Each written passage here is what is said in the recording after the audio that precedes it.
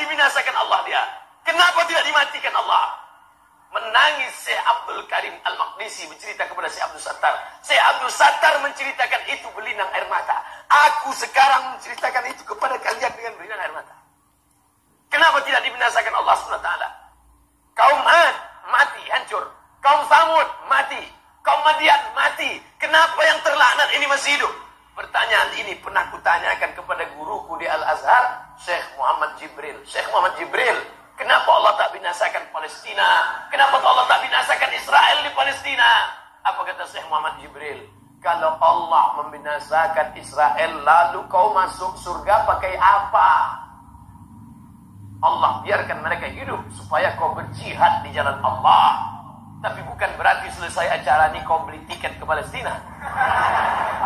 Belajar engkau serius sampai doktor, sampai profesor. Lalu dengan uangmu, dengan hartamu, dengan ilmumu, kau akan menolong saudaramu di Palestina. Saudara-saudari yang terkasih, salam sejahtera bagi kita semua. Saya tidak tahu apakah Anda pernah menyaksikan video yang saya tayangkan pada awal dari tayangan saya ini. Video tersebut sudah saya potong pada bagian awalnya, di mana Abdul Somad mengungkapkan tentang kekerasan atau kebengisan tentara Israel. Anda tentu bisa menyaksikan video tersebut secara penuh di YouTube. Tayangan saya ini bukan hendak mengkritik, bukan juga hendak mengomentari jawaban Abdul Somad terhadap pertanyaan dari audiensnya. Saya hanya tertarik untuk menjawab dalam perspektif iman kekristenan. Tetapi baik kalau kita mengubah pertanyaan itu menjadi pertanyaan umum, tanpa menyebut suku bangsa tertentu, tanpa menyebut kaum tertentu, tanpa menyebut agama tertentu. Sebab nyatanya saudara-saudari, siapapun kita itu bisa menjadi jahat. Bagaimana tanggapan kita terhadap persoalan ini? Mengapa di dunia ini ada kejahatan? Mengapa di dunia ini ada orang-orang jahat?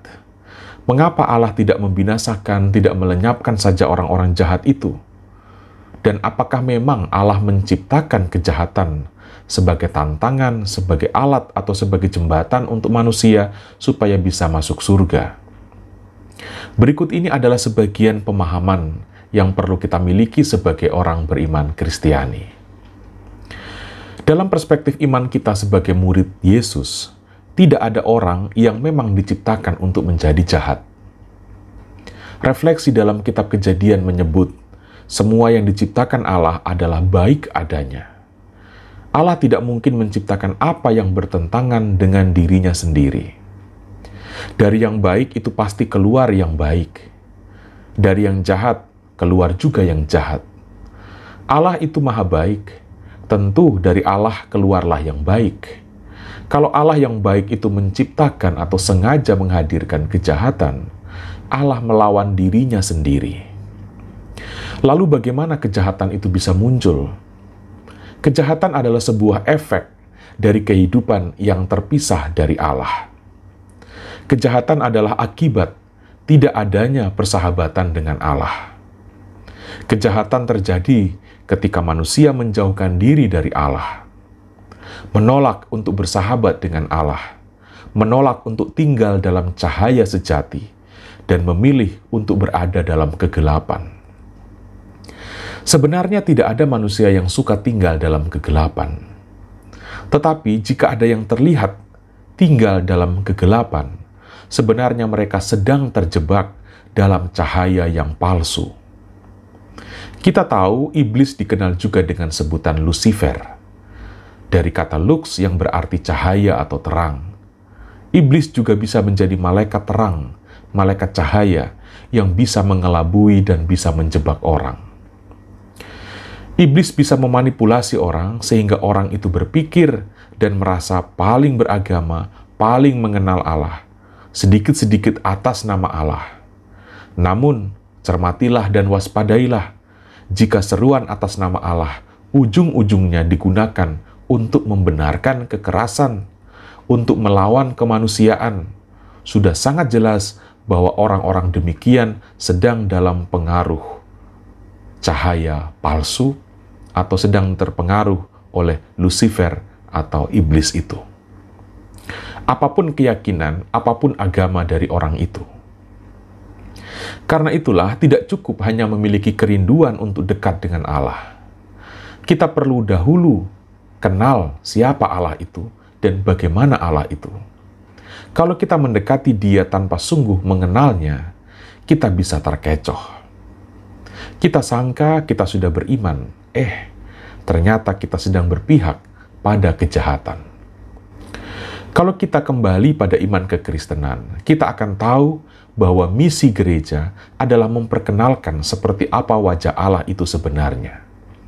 Wajah Allah adalah wajah yang berbelas kasih, wajah pengorbanan, wajah pengampunan. Dan wajah itu teramat sangat jelas ada dalam diri Yesus Kristus.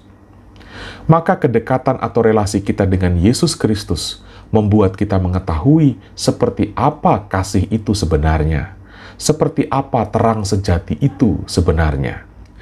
Namun faktanya kini adalah orang-orang yang tinggal di dalam kegelapan itu memang ada.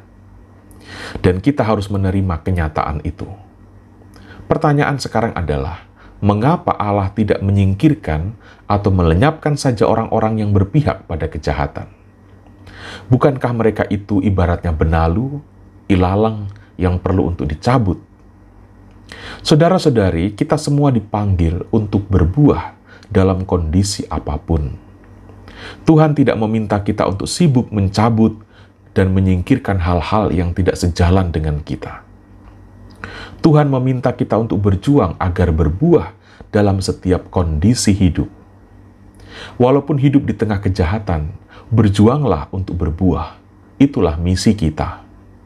Walaupun mungkin buah kita menjadi tidak maksimal, janganlah berhenti untuk berbuah, janganlah berputus asa, tetaplah berbuah. Dari buah itulah Tuhan membedakan mana gandum dan mana ilalang, mana buah dan mana benalu. Kalau kita hanya sibuk mempersoalkan benalu, mempersoalkan ilalang, kita malah tidak memproduksi buah apapun dalam hidup ini. Artinya kita menjadi sama saja dengan benalu dan menjadi sama saja dengan ilalang itu. Malah akhirnya kita berubah, justru menjadi benalu dan justru menjadi ilalang. Sebagai kesimpulan, saudara-saudari, Tuhan tidak menciptakan dan tidak mempertahankan kejahatan supaya kita bisa berjuang masuk surga.